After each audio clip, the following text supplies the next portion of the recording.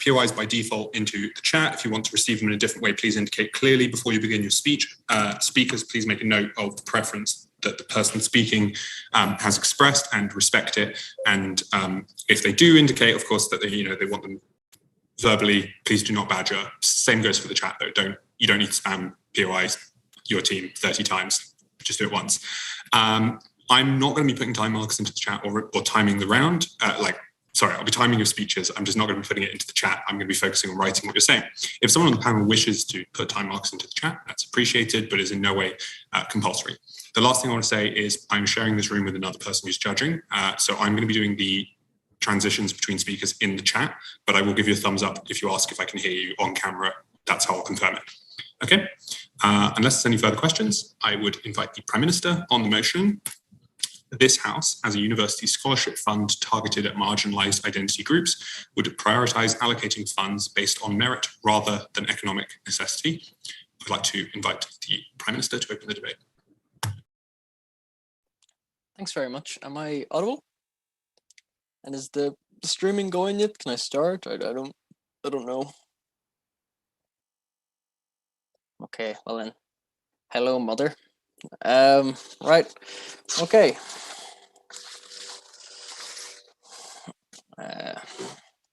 Okay.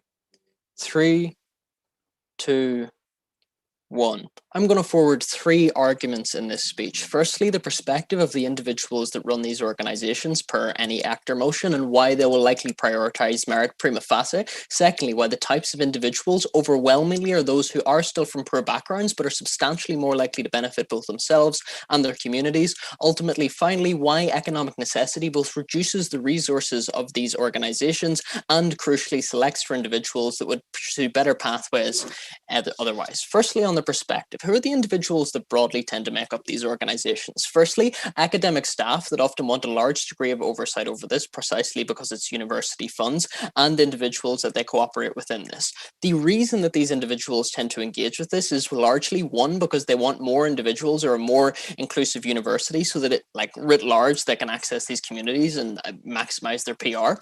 But secondarily, because this is often just a massive cost to the university, or engaging in scholarships is quite an expensive thing, meaning there's a fair bit of oversight and individuals want to allocate this the best way possible. Universities are not made of money. They're renowned for being relatively tight on this. What are the 3 things that these individuals are likely to pursue your view as valuable in and of themselves? Firstly, just academic staff and individuals wired into that mindset are likely to prioritize or care about individuals that have already succeeded academically for 2 reasons. Firstly, they're just more likely to view them as part of the university culture, more likely to evolve into that. These are individuals that have spent their entire lives dedicating themselves to that craft, so are more likely to empathize and sympathize with individuals they view as like them. Secondly, this is compounded by the fact that they're disadvantaged. Often those individuals view academia as something that was emancipatory for them. It taught them how to think critically, it taught them how to engage with the world, and they view it as fundamentally unfair that individuals that beneath layers of structural oppression are like them, and they're likely to identify that more closely with merit because they're already showing early signs of being akin to these individuals who themselves have succeeded on what they perceive to be merit, are thus then likely to prioritize those individuals or care about those individuals prima facie. Secondly, the thing that these often care about is prestige. The reason being that scholarships often, just in and of themselves, to outcompete other universities or to attract individuals from these communities, because often there are many different types of scholarships, want to compete on the grounds of prestige. This means, one, they're just afraid of dropouts to a massive extent, i.e. they don't want to invest in individuals if they don't have enough money to get them through the whole of university, and they're more likely to view this as being likelier individuals who don't succeed on the basis of merit or haven't shown early promise of this, precisely because they're more likely to just want to reduce that likelihood. Secondarily, these individuals want to pursue this because of the immense cost of the scholarship in and of itself. They're charged with handling this money and they will be held responsible if it goes awry.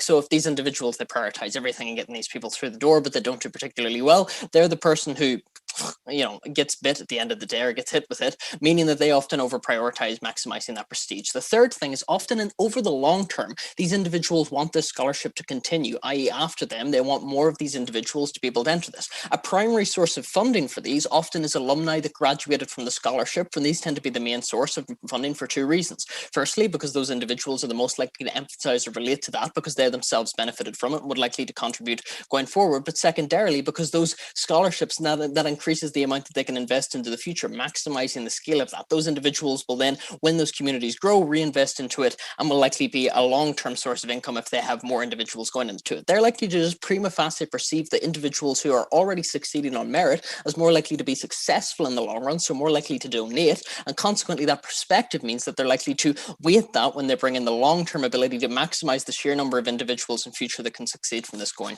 forward. That means that the reason they just prima facie prioritize merit is because it is something that is entrenched within them and likely to lead to long-term benefits. It eliminates a large part of the work. Secondly, on why the people who engage in this will likely need this or will likely be able to support this, we would note that this is a relatively marginalized community, meaning that even these individuals who can still get in through the door but are still likely poor for two reasons. Firstly, they're not likely to have the same degree of savings by virtue of possibly having emigrated there recently, or by virtue of previous generations being not as poor, working in low skilled or menial jobs. The reason being that often when you often marginalized communities tend to be somewhat othered or have experienced previous forms of oppression. Writ large, they're just not likely to be that rich. The reason they're probably able to get through the door is their parents worked in a way that meant that they built up some degree of savings that could pay for the loan, or maybe they worked a few jobs during secondary school or whatever that meant they could then afford it, or maybe they're just lucky enough to be able to secure a specific loan because their credit is good enough. These individuals are still likely to relatively suffer in universities, and if we target for twofolds. One, they probably still have to work, right? They probably still have to take up a huge amount of time doing jobs to make sure that this is they're specifically likely to succeed. That because they still face some degree of pressure, they have to pay for housing, or they have to pay for food, or they have to pay for all of these other things, meaning that they devote substantially less time to this. We correct for that on our side at the point at which we give those individuals money that is specifically targeted to ensuring that they maybe don't have to work as hard and can devote more time to their studies. Secondly, these individuals are often likely to already have primed themselves and worked harder, be it because of the natural distribution of intelligence, or be it because they were luckier and that their parents just had slightly more time to invest in them. Those individuals are just likely to outperform their peers insofar as they've already maybe been academically inclined for a large number of individuals over a long period of time, meaning that they're more likely to succeed when they enter the university field if they've been more likely to engage in a variety of academic pursuits because they've already built up critical thinking capacities. They already know how to engage in that type of thing. They have a substantially greater drive and view that as a possibility, so are likely to just go for it to a much greater degree. The effect of this is twofold. Firstly, the cost of doing this is probably substantially lower insofar as you're just paying for them qualitatively to get through college, not everything so they can get through the door. But secondarily, these individuals are more likely to succeed because they can just invest more. SEO. Your incentive analysis is a bit bizarre. Clearly, just because I, as an individual that works for this organization, have certain beliefs, doesn't mean that is in the interest of the organization, or therefore you should. I said that was reflective of the aggregate beliefs of the organization and the incentives of the majority in it, meaning it would likely lead to those outcomes. That's not a POI that engages with my analysis.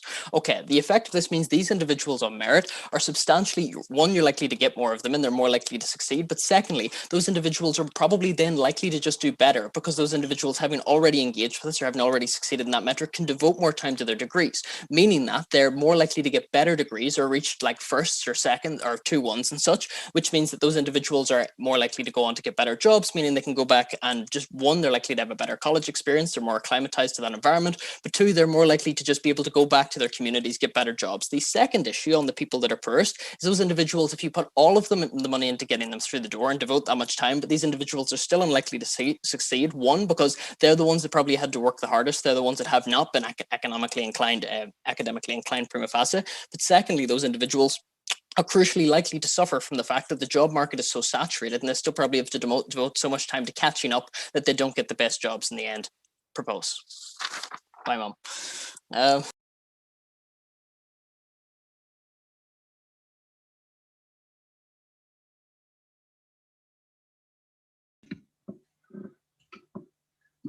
Ron, can you hear me? Thanks. Only person I say hi to is my brother because he'll watch this just to laugh at me. One moment, please. Let me get my timer.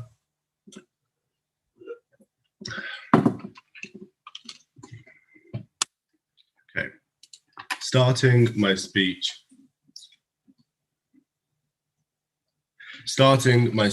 in 3, 2, 1.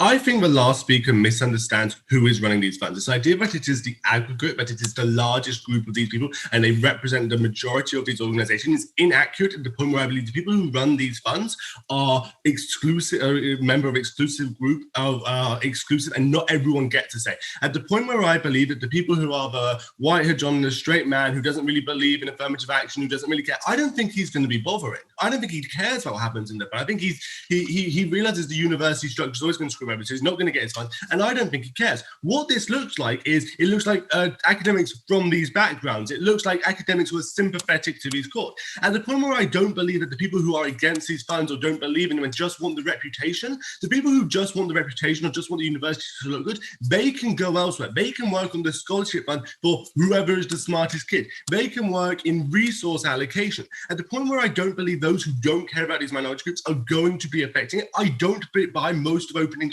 government's analysis. Who is running these funds? First of all, and also another point about saying they want the smartest kids because those are the kids who are going to teach. Have you ever met an academic? Academics are egotistical cocks who think that they can make anyone a genius. They don't care about who is historically intelligent. They care about making anyone intelligent. And they believe they believe entirely that they can push this person and make them smart. They do not care about the historic achievements of that person. It is those people who are also those people who are sympathetic. This is an important note in this debate.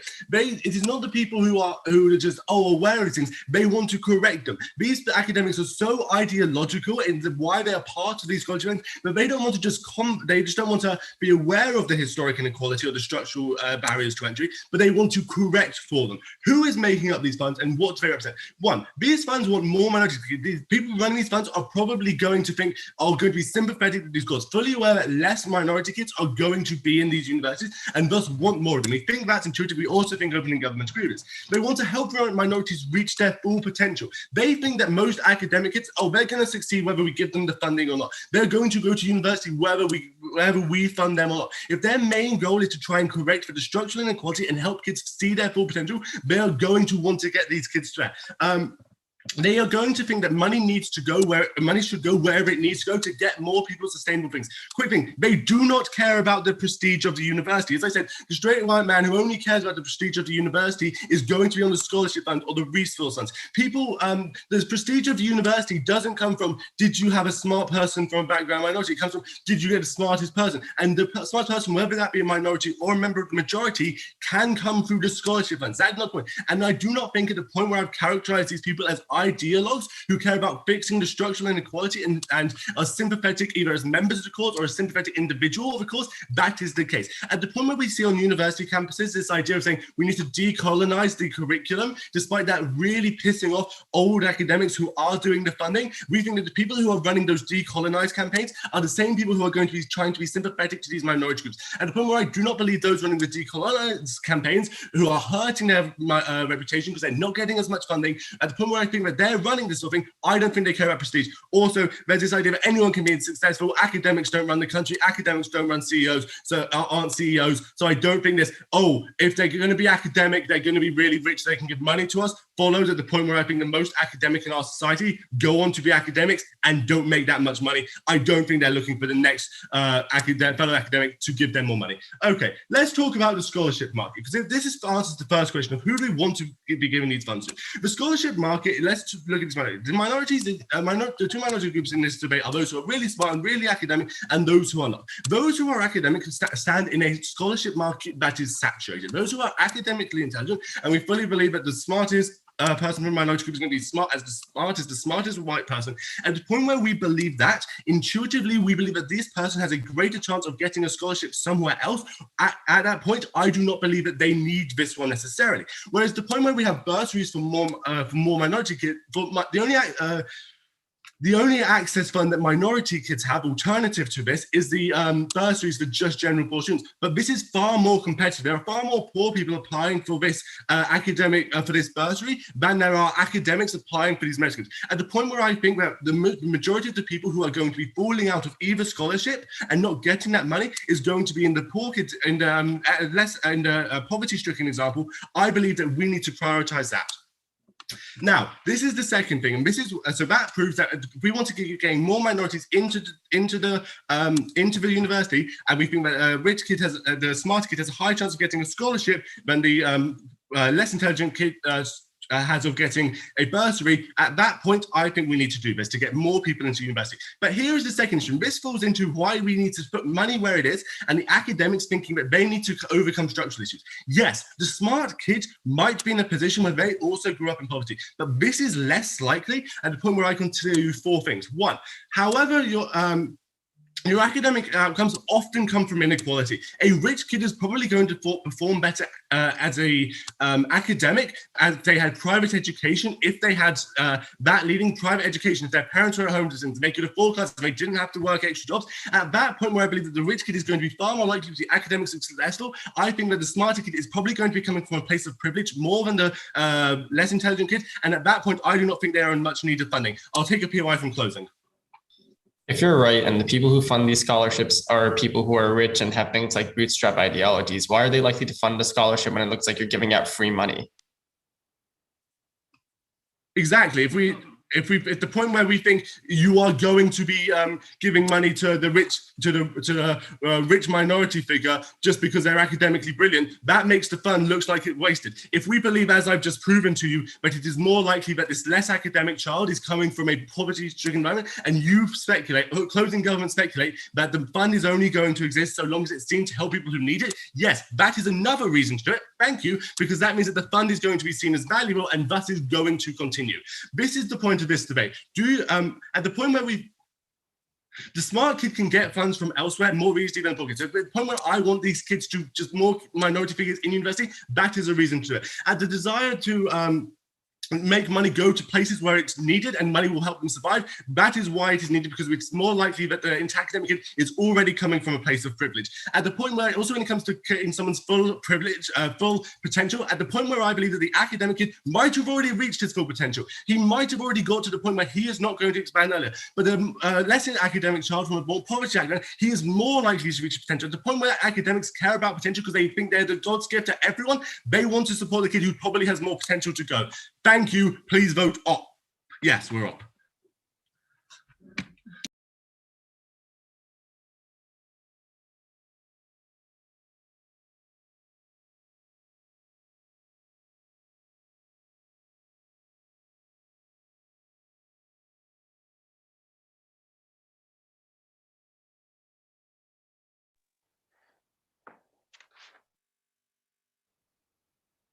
Am I good to go? I can't remember, Ron, if you, yeah, Grant. Just give me 2 seconds.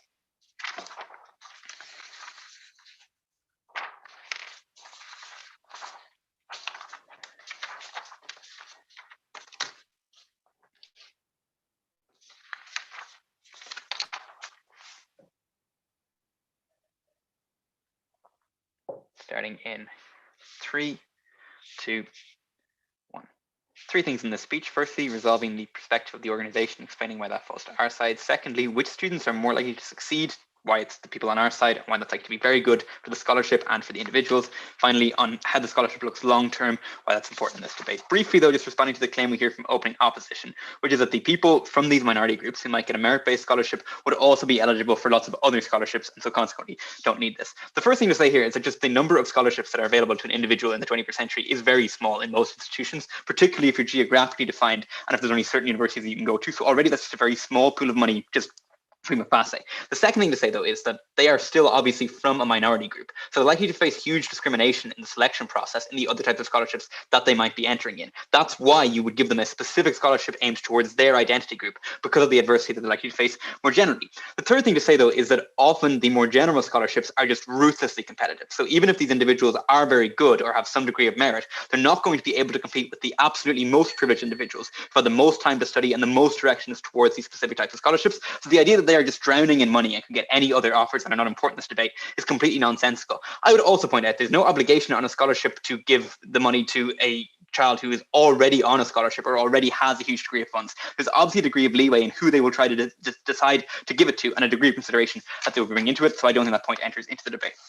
But on the perspective of the organization, the claim we get from opening opposition is to say that if you are working on a minority-based scholarship, you likely care about accessing the potential of the specific minorities. So you're not likely to have the perspective that Caoimhin talks about.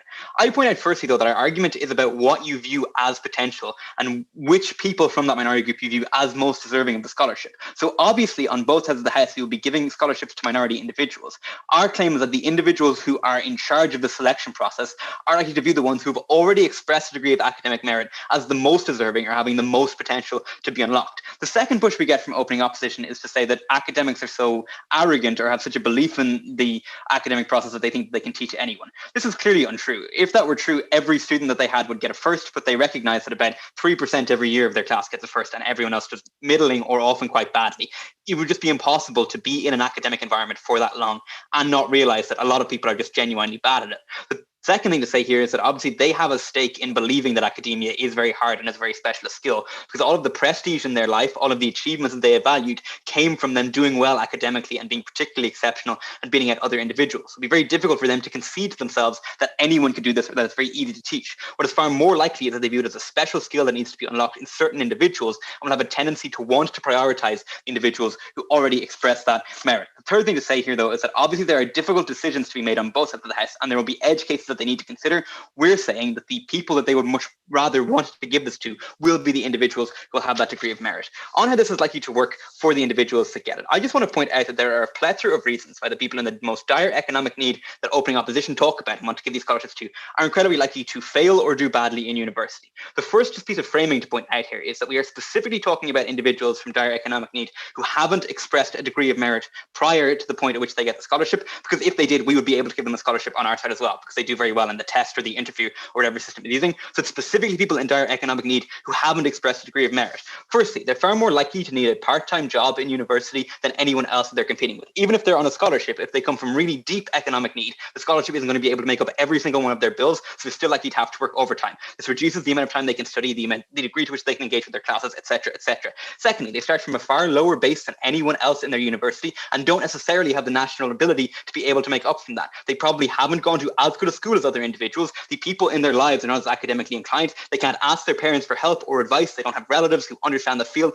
and can help them out with it. Thirdly, it's much more difficult for them to engage with external help like grinds or external tutors that help many other individuals within college. Fourthly, they're overwhelmingly likely, unfortunately, to face bullying and exclusion in a university environment when they are a minority individual that don't come from the same background or have the same experiences as the vast majority of people in the institution, and because they don't have a degree of natural ability that can win people over based on the bullshit metrics that get established in university, they're likely to face quite a large degree of bullying and feel very excluded. The fifth thing to say is that they will probably take a short-run self-esteem hit the moment they arrive at university, given that it will be incredibly difficult for them, even if they're able to catch up long run, in the short run, to adapt to the academic environment. Often people just don't recover from that initial hit and end up being in this path-dependent system where they completely disengage from their studies and don't succeed going forward. This is incredibly important for the debate because it means at best, most of the individuals opposition are able to give scholarships to are unlikely to do very well. They're likely to either get a bad degree, fail, or not complete their degree. At that point, it's very unclear that this improves their life in any meaningful way. Firstly, because they're already facing job discrimination in the job market anyway, because this debate is about minority groups. If they don't have an exceptional performance, their university qualification is likely not to be taken into account and they're unlikely to be able to get the best job possible. Secondly, the jobs that they can get will likely be ones that don't put a huge prioritization on your academic qualification. This means they likely could have got that job anyway. If they're resourceful enough to apply for a scholarship, they could have got some other type of qualification outside of a university, maybe from some kind of accrediting organization or some form of apprenticeship, meaning that they could still access those types of funds. So the gain you give them in terms of their life is completely marginal. The third thing to say, though, is that they've lost a huge amount while they were in university, where they could have been earning for their family or not incurring long-term costs that their family will still have to pay, even if the scholarship is very generous, because as I pointed out, if you're in the most dire economic need, the scholarship will not cover every single cost that you have and it will still be very meaningful for your family. That means you're actually incurring a loss for the individuals that they're talking about, and they're likely to ever reach the types of benefits the government talk about. Before we move on to why the individuals we select are likely to succeed, I'll take closing opposition. Universities already have a check on whether or not you're likely to fail or drop out. It's called admission. You already have to be admitted to be selected for a scholarship. Therefore, the university is very likely. Okay. Yeah, but like that's clearly not true, because loads of people who are admitted drop out all the time in university. There's obviously individuals who fall through the cracks. On likelihood, these individuals aren't likely to do anywhere near as well as the individuals we're talking about. The individuals who are likely to get it on based on merit are likely to do very well. Firstly, they've already displayed talent against huge adversity because they come from a minority group but have still been able to get this type of scholarship. Secondly, the fact that they have this scholarship gives them an inherent CV bump. But note that CV bump only kicks in at the point at which your base CV is already very good and you're competing with other good individuals and you need specific qualifications to carry you over the line. Thirdly, they likely come from a very supportive environment that will help them push through any type of difficulty that they face, because that's how they were able to get the scholarship in the first place. Fourthly, they're likely to care a huge amount about this specific scholarship and have the ability to be able to put time and dedication into their studies, meaning they're very likely to succeed. That consequently accesses a huge degree of benefits because those individuals have better lives. They are likely to be successful afterwards. They're also very good advocates for the scholarship, and at the point at which they are in positions of influence, they're often very likely to put in place measures that help other minority individuals more generally, extending even past the scope of this motion. Moreover, because they're alumni, they're able to invest back into the scholarship and attract things like other investment and philanthropic capitalism, etc. These are clearly the better individuals to give it for from the perspective of the scholarship, vote opening government.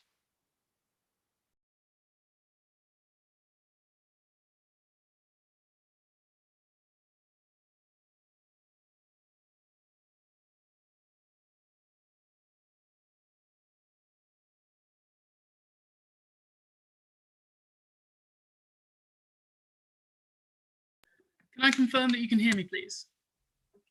Okay, that is wonderful.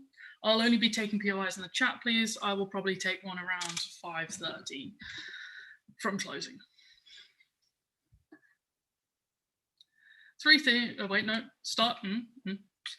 Got you there. Starting my speech in 3, 2, 1. 3 things I'm going to do in the speech. First of all, a little bit of weighing, then a much more in-depth look at the fund's motivations, and then on why the success of the student doesn't matter to this fund. So first of all, I think Josh has illustrated to you 2 types of kids who are performing with merit at this stage, at the point of like looking into applications, right? The first type of kid who's performing with merit is the privileged kid. They have academic and admission advantages, either from wealth that has given them good schools or good tutoring or allowed them to win the postcode lottery, or just privilege in terms that they don't have to overwork themselves and like allow their grades to drop because they had to cut homework short for their job or similar. These are the people who can probably afford to go to university anyway, either through their parents or family connections or through other like connections through society, that kind of thing, or through like probably getting a better Saturday job than other people. Then the other type of people who are performing with merit are the naturally smart people, whether they're from, again, both of these from minorities or not. They are perfectly fine at getting other general merit-based scholarships rather than this specific scholarship, right? And they do not need this either. So Go For Their Best is likely either one, wasting their scholarship fund on the rich minorities who would have afforded uni anyway, or they're adding a secondary or tertiary funds to those who already have access to that, contrasting to our side, which effectively spreads them out, bringing overall more minorities to university access, which I will talk about being good later. So yeah, ultimately what we're telling you is that anything Gov wants to talk about in terms of getting minorities the merit to succeed has little delta, because the ones who are going to succeed are doing so anyway. Now on the fund itself and its goals, focusing on marginalized identity groups. So in many cases, these marginalized groups who perform the highest academically at the start of this process are those, as said earlier, either have some form of advantage or avoid some form of disadvantage, right? So ultimately, they're actually not the most disadvantaged in their minority because they've avoided many of the harms that other members of their like identity have faced. So they've likely not had to lose homework time or spend half their time incredibly stressed having to work a second job to help their family. But they've also likely lived in enough privilege and in a good enough area that separated them from the harms of the life of like others in their minority, of which they're a member, right? Potentially not having their confidence knocked by facing as many slurs or points of discrimination and having that affect their academic confidence, right? They're likely in other ways to be advantaged from having money and like remove the deficits of being from a disadvantaged group. Now, how does this relate to the goals of the university fund? Well, we understand that more minority students as a goal is probably underpinned by 2 ulterior motives, right? OG says scholarships exist to outcompete other unis. I think my partner disputed this somewhat, and well, other scholarships too. If Yeah, because other scholarships exist too, right? If that were the only reason for scholarships to exist, to outcompete academically, then there wouldn't be a separate one targeting marginalized identity groups. It would just be focusing on just the general funds on academic merit, right? So there's two reasons why our fund likely does focus on marginalized identity groups. The first one being the nice truth and the other one being the sad truth. So the first one, the nice truth. To help the most at risk, right? This is a goal because of who fills the fund, right? It isn't academics who fill the fund. Most of them are pretty poor. And it definitely isn't student fees that fill the fund. They tend to go to sciences. Yes, guys, I hate how funding works, but who is it, right? It's alumni and it's philanthropists. And remember now, not every rich person is choosing to give away all their money to some fund for minorities, right? These donors are actively choosing to give up a large portion of their wealth, and they're likely somewhat to be probably morally good and doing it for the benefit of those most at risk, because otherwise why if there's no other benefit, right? So these donors are actively choosing to give up a portion of their wealth. They're likely to be somewhat morally good. And further, they're unlikely to be doing this to increase reputation and success of their favorite uni, because if they did, they'd donate to a different other general fund, right?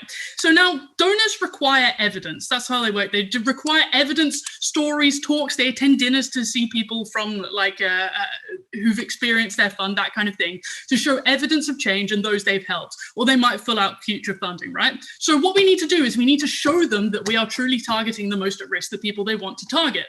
So who are the most at risk? Those who fall within multiple oppressed groups, primarily those being economically disadvantaged enough not to make up for this.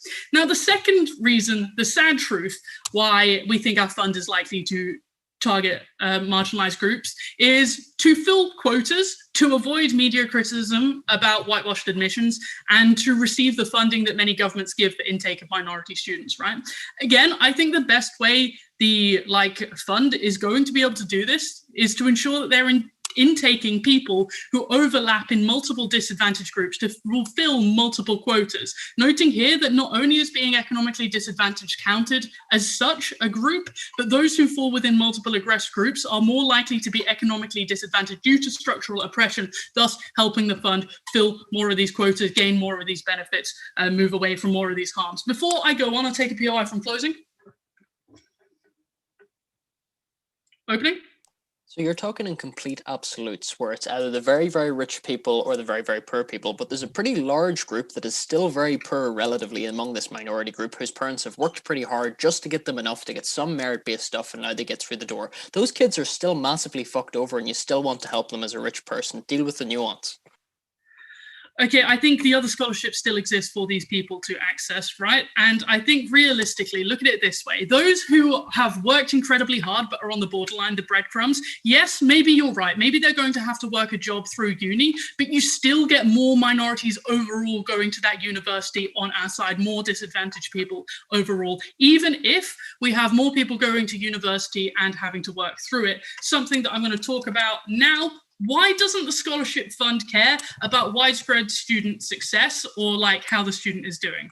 So first of all, to appease donors and to look good, all the scholarship fund has to do is have one or two recipients of this fund be successful, champion those one or two people as much as possible in the uni news, at alumni dinners, that kind of thing. And then the people who are donating to your fund and to your university are happy. You only need one or two people from that fund to be successful. As far as they're concerned, the rest can just be shit. And the thing is, the statistics that are measured relating to this fund are how many scholarships are given out each year, right? Not how many end up being revoked at some point. And the more they do to certain groups, the better they look, right? The more they give out to certain groups. Now, when it comes down to things like grade performance or dropouts or anything like that, people look at the statistics of the university of the whole. They don't look at one specific dropout fund. So the success of the student after this point isn't measured and doesn't reflect poorly on the fund. So the fund does not care. I also think people from these groups do have a generally very good work ethic. They are likely to do well at university, and they're likely to do well when they find a similar community through shared experience and societies. So either way, I think we're very proud to oppose.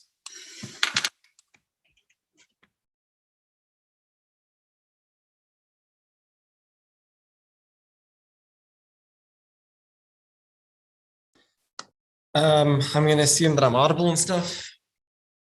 All right, sick. POIs in the chat, please. I'm going to try and engage. opening up or closing up, whoever I feel like at the time. But please, I like seeing the POIs in the chat. Okay. Speech started. Wait, sorry, wrong timer up.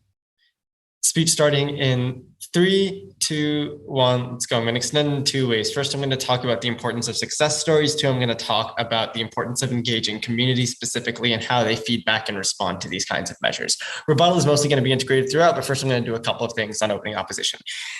Who controls the money? I think it's easy as our opening opposition claims to talk about things like decolonizing, but the people who fund this stuff tend to be, like, as opening government points out, alumni, or they're companies who do things like run like the AstraZeneca Underrepresented Medics Fund after being accused of their vaccines being elitist, as like PR moves. They want optic success on the metrics that they can parade like loud and proud on their pages and to their shareholders and things like that. The reason why this matters is going to come a little more apparent in a few moments. But first, I want to talk about a couple of things about opening opposition. First of all, they say, okay, when you have smart kids who don't need money getting money, this looks redundant. Plausibly, you won't have this just be available to the richest. As Caoimhin points out in the POI, but I'm going to expand upon, middle-class kids who fruitfully experience, who have like some exposure to academia, but don't necessarily have the money to fully experience uni and spend money on things like really expensive extracurriculars, or they're pursuing a loan so they can scrape by just about, but they're really teetering on it. They might not be the neediest, but they still need the money. So I think they're still going to fulfill the threshold of trying to do like economic need, even if they're not absolutely bottom of the barrel, the poorest person who you could possibly begin to do for helping. 2, sure, you can get other scholarships, but this is probably good for you as the fund. This is a response that you don't get from DPM. This is in the academic fund's interest because this looks efficacious. Because like these kids, because they're likely to have some things in common that enable meaningful engagement, school, culture, like going to museums that develop the passion and like knowing the depths of academia that they're passionate about, being able to engage with other richer people than you is probably going to help you feel more integrated within the university community and do better. This seems implicit in opening government, but they never say it, so you can't credit it for them. Therefore, the conclusion here is they feel more integrated and do better at university. OO claimed that you only need 1 or 2 of these people to succeed. I disagree. I think that you need continued success for continued funding, because given the fact that these scholarships are very expensive to run, they will be reneged from you if you don't have continued success stories that you can show that this is working, therefore you outfunded. Otherwise, they'll probably just put the money into something else that's optically good for them. So I think that on opening opposition, I think the most important thing that you have to note is just that, like, if they can't show continued success, this is probably worse for them. If they can't show the number of people who they're able to put in graduate jobs year over year. People want headlines. They don't really care about the juicy details of whether or not you're helping the most needy person, because just touting on the top of your page, we helped 50 people from underrepresented communities get into really high paying graduate jobs, looks really good for you and probably appeases your woke shareholders. Now let's talk about the priority of keeping yourself alive, because opening opposition say you want to target the most at risk. I think that both their mechanisms on doing good things and on quote stop the disadvantage, it doesn't necessarily work, because I think that the people controlling these funds, they tend to be people who are probably white, they might be conservative, they might not be, but they're probably people who are at least somewhat rich and like scale towards ideas of merit, right? So the reason why this is important is because it's easier for you to justify this optically to them on like grounds of bootstrap theory and pulling yourself up on your bootstraps and like getting the economic success, because you show these people as people who have merit, but you're just opening the door for them. So this is probably better. 1, because you increase student body representation. 2, because so far as you can get these success stories, both for this and for the reason I said before about like getting more and more university integration for these kids, you're able to get more funding over time because you can market these success stories. You can expand the fund. You can say, hey, we helped 10 kids. If you give us double the amount of money, we can help 20 kids. This looks really, really good for you. I think this is better for you to have more funding over time. But finally, on a principle of necessity, I think this is better for your survival.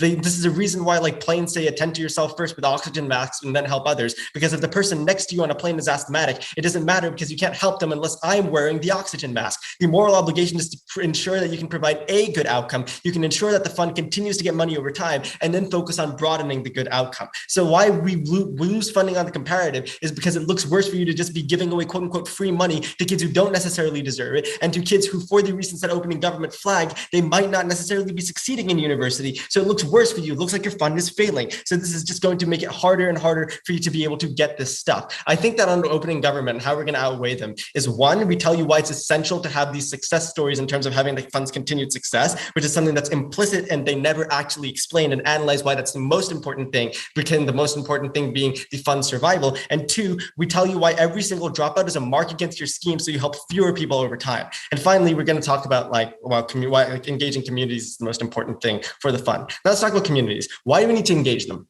Because the communities, these minority communities themselves, are the narratives that affect the kids who you're going to be getting in from their childhood. It's like in regards to how you actually engage them, I think that there's a pressure to do or not do something that forms a barrier. It's infinitely harder to do something when your parents and your uncles and those around you resist it and say it's a bad idea, feeding on every doubt that you have, or at worst, like withholding funding or telling you to not bother coming home if you don't trust them. They're the most proximate stories to you and what you see as possible, which is very important, because the way these people tend to see universities and status quo is like elitist and high and mighty, speaking down to them on necessarily levels they don't have time to engage with. Or they might see them as being like really awful and racist. For instance, people in Baltimore might see JHU as being really, really awful because of the Henrietta Lacks story of ripping away somebody's cells without their consent for medical research. There's often a lot of stigma around these people, a lot of distrust, and often for very, very valid reasons. They might tell your kids to not prioritize going to Harvard and going to Yale, but to prioritize HBCUs because they're less likely to have a good time and you're prioritizing your kids' best interest. This gets worse on op because, like opening government flags, people who are poorer and disenfranchised tend to have less in common with these people. They tend to be struggling economically to afford the university lifestyle, to afford meal plans and going out and sports equipment. So they don't feel the sense of community. They feel alienated and isolated, and there's a lack of community support services for them because there's not as many people who look like you. So you're less likely to get people who are going to support you and get better outcomes for you. So you get things like more dropouts. This looks bad for your scheme, less people going back to their communities with positive stories and role model encouragement. Opening opposition quickly, please.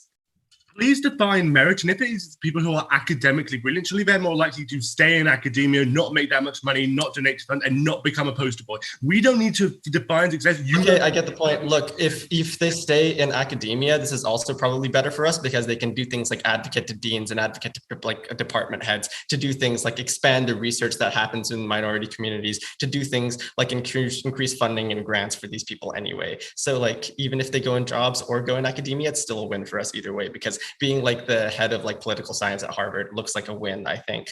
And now let's talk about like why this is worse. I think you fucked these people over because they're seen as the people who had the chance and the right cards, but they fucked it up because they were at university with a scholarship, but they dropped out because of the lack of community support services. So your fund struggles to get money. This is better for us. One, because we have success stories. These people look like they're winning. They're the people who are the perfect victims. They pull themselves up by their bootstraps, so they get external support and validation within academic circles. Their professors say, ooh, you're doing really well, and this looks better for you. Two, on the comparative, even the poorest people who have a lot of merit are likely to win because they have the commonality of academia, academic terminology, of the books and authors they relate to and enjoy talking about with their professors that carries them through. And finally, you can go back to your communities and say, hey, this works. There's money for you to go there and do well and attain economic success, and have more representation happening, more, and like do things like found community support services within these communities, within these universities, and have better outcomes writ large for these people over time. I think we achieve a unique benefit that no other team did in this debate. For all those reasons, closing government.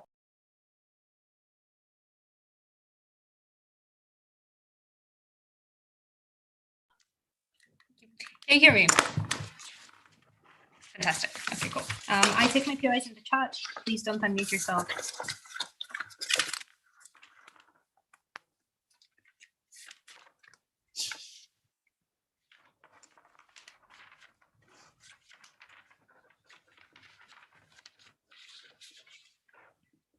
2 points of interaction with the case coming out of closing government, then framing, then why we get more funding and why that's the most important thing, and lastly, benefits with students interacting with opening government. So in terms of closing government, first point of interaction is the pulling yourself up by your bootstraps, stuff like that. In terms of like the people that run these funds are likely to care about this. I would just like to know that there isn't like a lot of reasons given for why this is the fact. I think that it's significantly more likely that the people that are running these things believe that there is a duty to like help the most marginalized people. The reason for that is because they're very likely to be pre-selected to be like that. Because in interviews, like to be a manager of this fund or whatever, you're significantly likely to be quizzed on this. But also secondly, the wage that you're getting isn't likely to be very, very high. So I think it's unlikely that a person who's like, like desperately like very like pull yourself out by your bootstraps, very capitalist, etc., is going likely to go for a job like that. I think it's significantly more likely that you have a genuine interest and care for this issue. But generally on this narrative of pull yourself up by your bootstraps in general, I don't think that this applies because listen, these people have already been admitted, and the admission process in university is super, super thorough. These are literally the smartest, like needy kids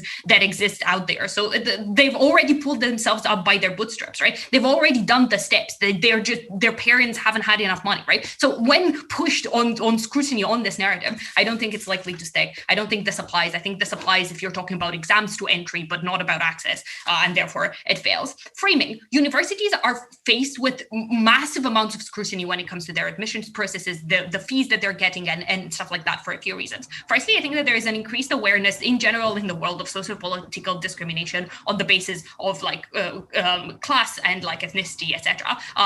Because you have like a lot of like rights groups very prominent on social media, and second, because you have like massive expanding protests that are like signaling racial disparity when it comes to like admissions, particularly in university. Second, I think that lower barriers of trade and in general like economic empowerment of marginalized groups means that you see more like industry leaders being people that come from a minority background that are more likely to signal boost these issues because they have like an attachment to their community, and they feel a sense of belongingness, and therefore they feel a duty to give back, etc. Thirdly, I think that this is a self-reinforcing cycle as well, insofar as you have more people that come from a minority background that are in positions of authority, that signal boosts the problem, and that then is more likely to make more people be in a position of authority because you have like safeguards that are being placed into this, and therefore you have an expanding pool of people that are willing to criticize universities on the basis of how they allocate this, or allocate their funding and stuff like that. Therefore, why do we get more funding on our side of the house? Because I think opening opposition have a mechanism of need, but then don't fully interact with opening government's response of, but there is still some need on our side, and closing government stuff of like, oh, but we can also sell these stories as being efficient. So much more like analysis that actually interacts with the way in which these funds get their money. Because this isn't, so I would just like to flag, right? Like minority students are symmetric on both sides of the house. Because also like the amount of power that they're likely to get compared to their more privileged counterparts is very likely to be lesser, and therefore it's significantly more likely that much better that we should prioritize like people that are from just the dominant class or the dominant race in that country, simply because they won't face like systemic discrimination in like employment and stuff like that. But second, I just think that these people are likely to help either way. So even if they have like even smaller amounts of money or whatever, even if they get comparatively like less good jobs, I think because of that strong association and your desire to make sure that people get into university and stuff like that, they're still likely to dedicate some parts of their resources. So I think that this is marginal, therefore you as a panel should weight less, right? So why do we care about people? Why then do people in the dominant culture in general give more? And I'm talking about here, firstly, so governments because they want to increase accessibility to university and feel like it's their principal duty to do so, give funds to a lot of universities for them to prioritize their resources in this sort of way. But second, just rich alumni that are likely to donate for diversity things, and just white alumni, etc. for example. So why is it more likely that you're able to galvanize these groups in order to give more resources and stuff like that? Firstly, I think that at the moment where you give to people that are more economically struggling as opposed to merit-based people, it's significantly less threatening to your position. Subconsciously, you selfishly as a person who's already done well. So say you're an academic, for example, a white academic in a university, it's significantly less likely for you to believe your position is threatened at the moment where you see somebody who's absolutely brilliant and you believe is going to maybe steal your prize in the future or stuff like that. I think that at the moment where you perceive these people as less likely to succeed, you're much more likely to champion their access to university and therefore lobby, for example, for the university to give you more funds and stuff like that. The second thing is that you're significantly better likely to tap into the adversity that these people have been facing. Closing governments say that overall you're likely to have more jobs, but they never prove why it's important for people to hear numbers. I think that it's important, that it's much better at the moment where you are able to create a story with words and even if you don't believe, I've already given a mechanism for why rationally they're significantly more likely to donate to the funds. But I think irrationally, I think when you hear about the adversity that somebody has faced, that who literally comes from nothing, etc., it's significantly more likely to be galvanizing. Thirdly, I just think that it responds much better to the framing that I already said in terms of the rising scrutiny that exists. I think that at the moment where you give money to somebody who went to a private school, even if they come from a minority background, that massively galvanizes and enrages everybody on Twitter. It enrages everybody that writes for The Guardian and just a whole bunch of newspapers, etc., which means that you're significantly less likely to have universities fund their own their own funds more, but second, to have alumni support this and think that this is a good idea. Yes, opening government, I will take you. So more money is only useful if the scholarship that you're giving it helps people, which relies on them succeeding at university, which you have not proven beyond saying that they were accepted, but everyone who's bad at college was accepted. That's the whole point. So in terms of the weighing stuff particularly, firstly, I think that this is a prioritization debate, right? So like, it doesn't matter if your way of prioritizing then makes you lose money, then on net, like if we prove that we get more funds, then therefore we're likely to, like, it's very possible that we help like even more people of the type that opening government care about, right? So we give even more scholarship on merit based. And the reason for that is because, like, regardless of what you believe your duty is, the amount of resources that you have mitigate the capacity for you to make that like duty like materialize and actualize in the world. So like on net, like we help significantly more people to get scholarships and stuff like that, both because we're likely to galvanize like universities and donors, but also in general because governments, I think, are likely to care from a principled standpoint. They believe that because they have supported stuff like private schooling and just like a general like accumulation of resources and wealth and stuff like that. I think that they face like increased scrutiny on that basis. I think that they're able to offload that at the point where the fund does that. For all these reasons, then because we get more resources, I beg you to oppose.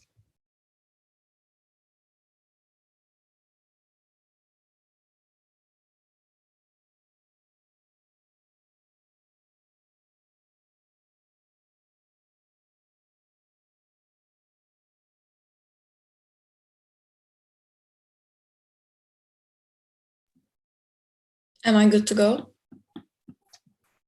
Okay. I'll begin in 3, 2, 1.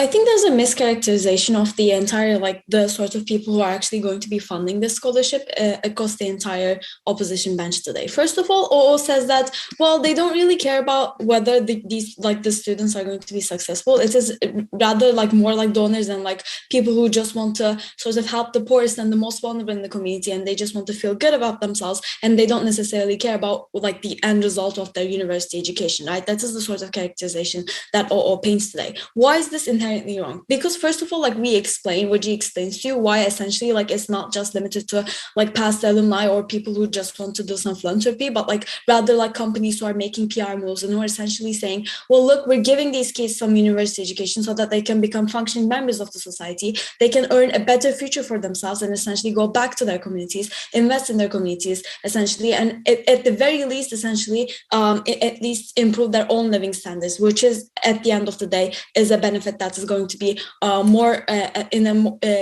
is going to be driven in a more efficient way on the government side. And like if the portrait that OO tries to paint in terms of like philanthropists just donating money just because they want to help the most vulnerable in the society, we believe they wouldn't necessarily be interested in the university education. They would just be trying to feed the poor or like feed the hungry kids or like end homelessness itself, right? Because those are the most vulnerable individuals. The fact that they're investing in university education necessarily means that the people who are pouring money into this care about what the end result of their university education is, whether it is like academic pursuits, which we believe is going to be more efficiently done by people who have already demonstrated like outstanding merit, because as we explained, even if you provide the bare minimum, that the sort of like money that they need in order to like provide them with housing and the fees for the university, there is still extra costs that they will need to cover in order to be essentially able to dedicate themselves to the academic pursuit that we're talking about. And secondly, if we're talking about going back into the businesses and essentially like pulling themselves up and climbing the socioeconomic ladder, whether to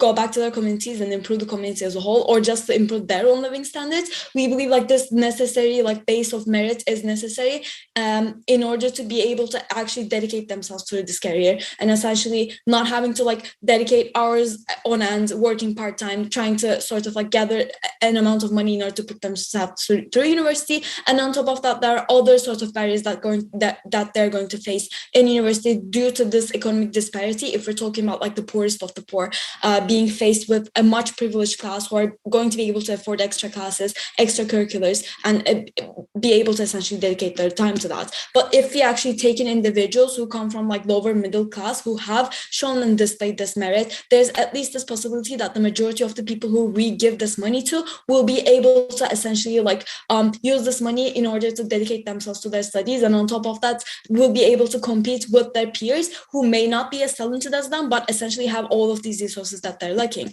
And CEO comes and says, well, they essentially admit students, so it must prove that they're going to be successful, right? So first of all, like there's all of this analysis that Wajeeh and also OG gives you as to why essentially being admitted to the university means that you're essentially within the like same basic skill level with everyone else, but with the resources that the other students have, you're going to likely to fall through the cracks, right? And like CCO like sort of tries to characterize people who give money to these funds by saying that, they're going to be pissed because we're going to give this money to people who went to private schools, right? So first of all, like there's this general assumption through the entire opposition bench that this, like the majority of the people who are going to form the like the students that we're talking about from minority groups are going to get this fund are going to be like incredibly rich kids from privileged backgrounds, right? This is highly unlikely to happen. This is going to be like 1 or 2% of the people who are actually receiving the money every year, and we're willing to sacrifice this amount because essentially at the end of the day, on the flip side of the coin, the money is not going to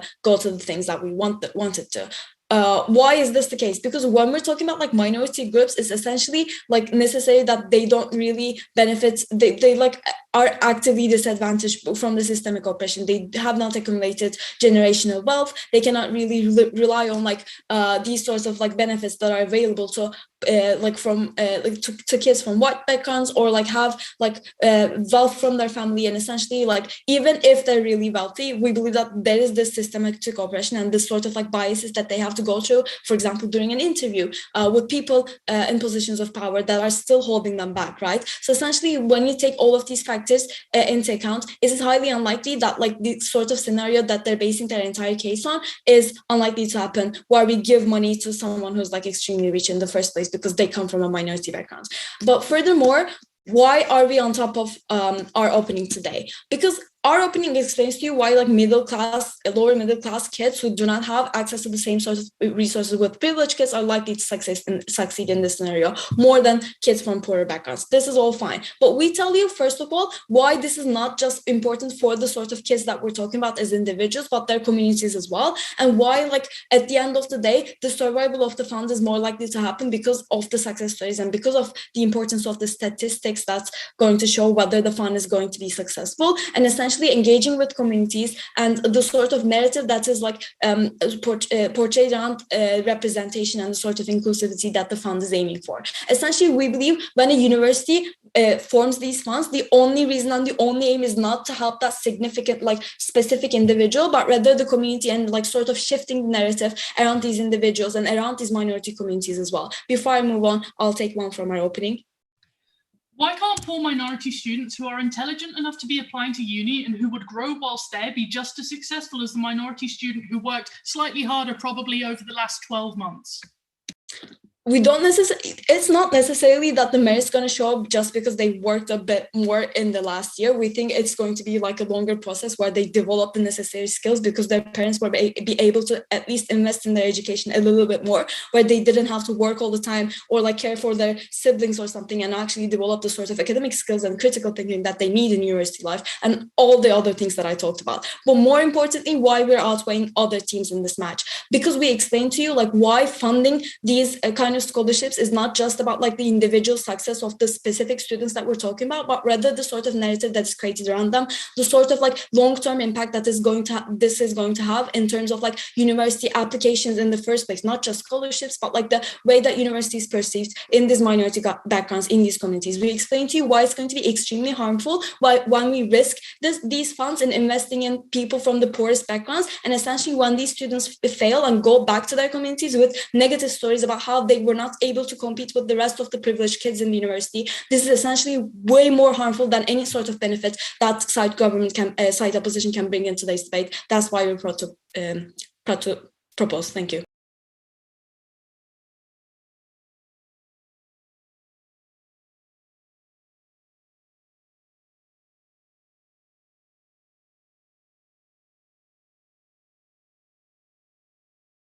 Okay, lovely. I assume you can hear me. Nice, nice, nice. Oh, okay.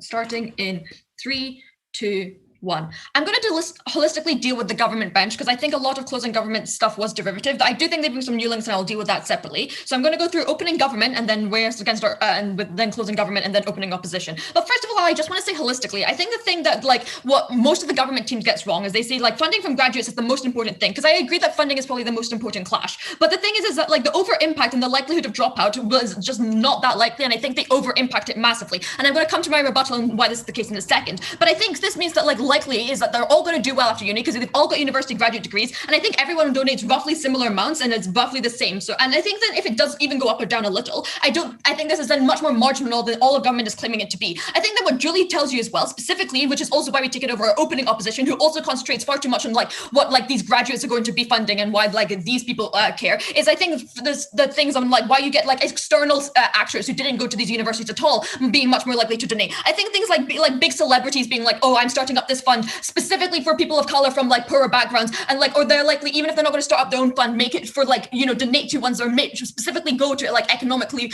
deprived areas. But I also think stuff on the government is also really key, because I think like even in places where the government doesn't provide free university, the government often very largely subsidizes it, because and why is this true? Is because the government has massive interest to make sure the population is more educated, because it means you have a better educated workforce, you have more likely to have like FDI and further investment and stuff like that, and you just better get better quality products you can sell for higher prices on the international market. So the government wants to have a bit more educated citizens. So, but also the government has a duty to its citizens, and it also owes it especially to people from both economically deprived backgrounds and the people who did less well in school, because it means the school system has failed them. So the government owes it more to them, which means the government is much more likely to be supportive and donate to these like types of scholarship funds, particularly rather than just ones on merit, because also there's much more in the government's interest for people to have a much more wider educated population, like, and just have everyone a bit more educated than it is to have like the very intelligent people who are already the best to be more educated, or like, you know, put further than that. That doesn't benefit the government on like a macro level nearly as much. So I think they're much less likely to take it. So I think this is why we take it over opening opposition. But I think the other thing the opening opposition fails to do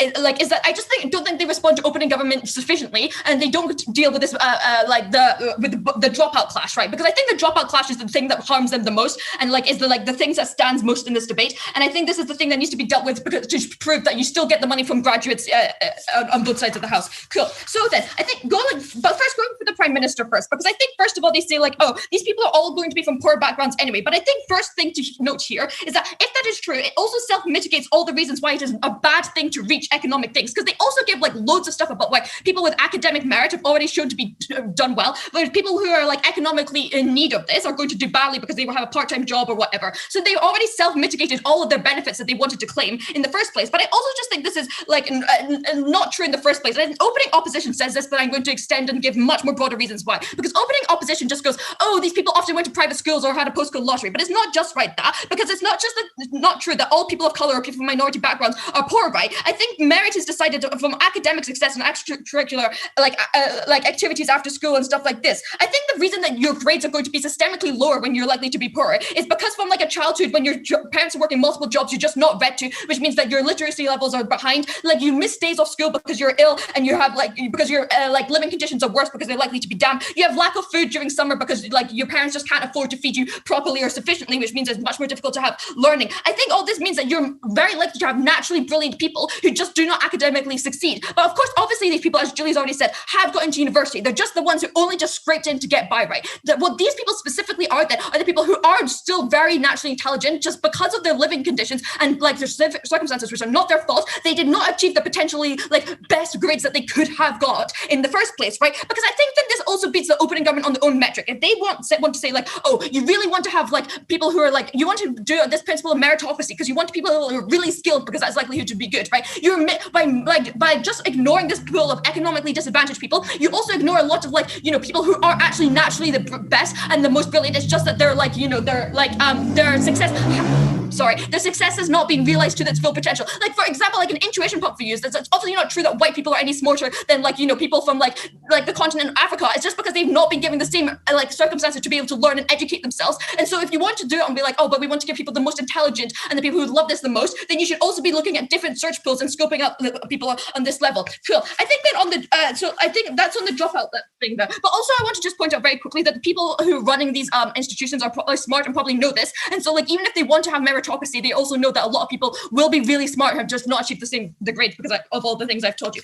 Cool. I think then on the stuff about why you're not likely to get dropouts, first of all, they say like, oh, you've got a part-time job and so it's going to be really difficult to balance both. I think the university, while it does not have unlimited money, has like still a fuck ton because you have like tens of thousands of students going to this. You have government funding and things like this. So I think that comparatively giving an extra like £3,000 a year to this one individual is not going to be a massive chunk out of the university's budget. I think then on the stuff like, oh, but you're not from the same background, you're going to be bullied and excluded. I think this is in some ways quite classist. Like obviously you're not going to have all the same life experiences, but you still all engage in the same fucking pop culture. You can all still discuss the same thing. You still have the same fucking interests. You've literally gone to this university because you love your subject and your stuff. You're going to be able to discuss that with your other classmates. They're also just like, this closing government also then thinks, oh, but these places are like racist and have a thing. People think they're elitist and stuff like this. But it is like also true that often in such big like universities and stuff, they have specifically societies for people like you, like minority groups, like a Southeast Asian society at Glasgow, for example, and things like that. So you will always find people you can connect with. Opening government, go ahead.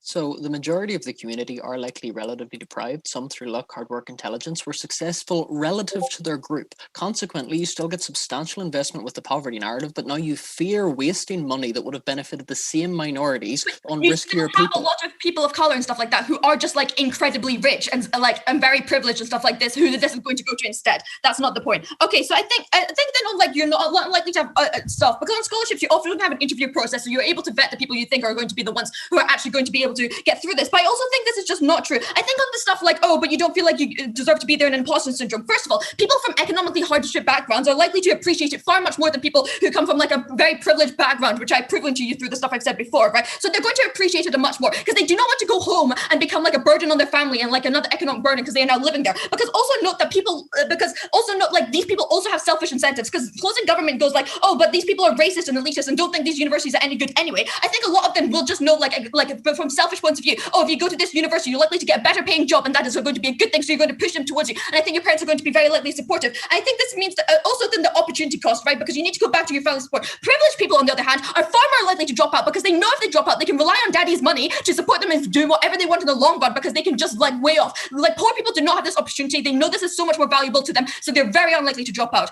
So proud to oppose.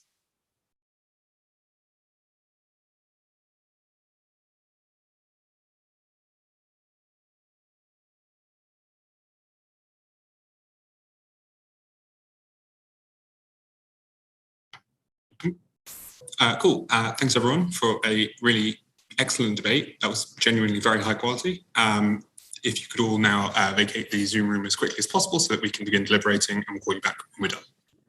Thank you. Panelists, if you could take a minute to consult your notes. I'm just going to run to the toilet, and when I get back, we can begin discussing. Thanks, guys. Thanks all. Good run.